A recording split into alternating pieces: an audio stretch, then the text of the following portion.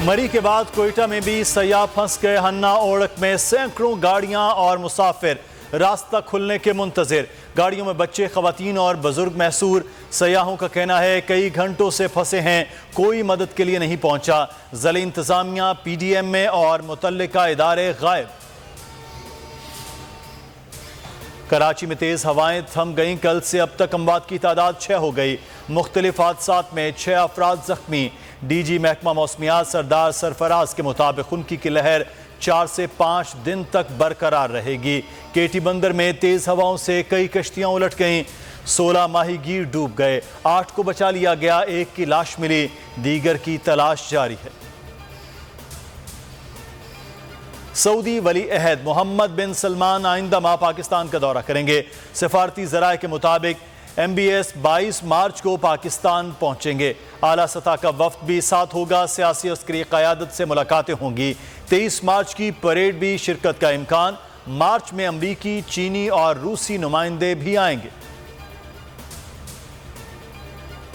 Opposition Islamabad आने का शौक पूरा कर ले। अदम एतमाद की बात की तो अपोजिशन के 25 वोट कम हो जाएंगे। वज़ीर दाखिला शेख रशीद की न्यूज़ कॉन्फ्रेंस। कहा इमरान खान की हुकूमत अपोजिशन की जड़ में बैठ गई। जो कहते थे हुकूमत जाने वाली है, उनकी आंखें खुल जानी चाहिए। एमरजेंसी और सदारती निज़ाम की कोई तजवीज़ वफाकी काबीना में नहीं आई।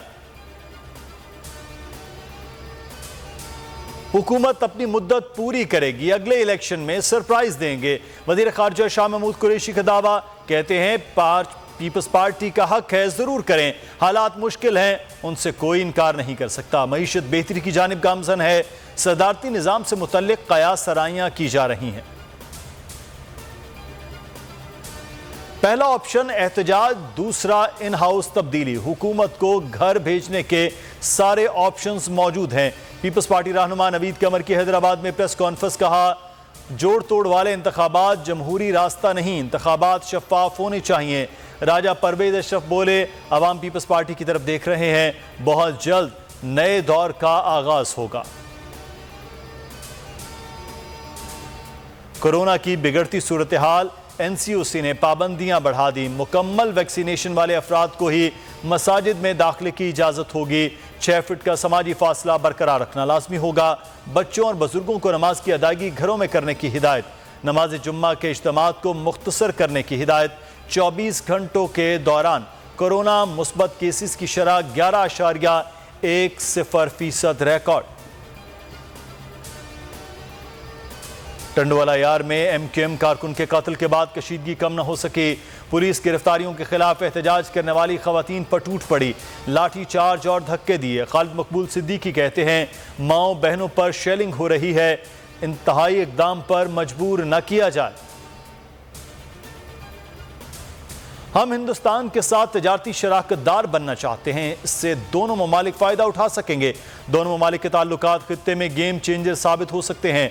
वज़ीर इत्तलात फवाद चौधरी का खलीजी अखबार को इंटरव्यू। कहा अफगानिस्तान ज़बूहाली का शिकार है, मसले के हल के लिए दुनिया भर के ममालिक को मिलकर काम करने की ज़रूरत है।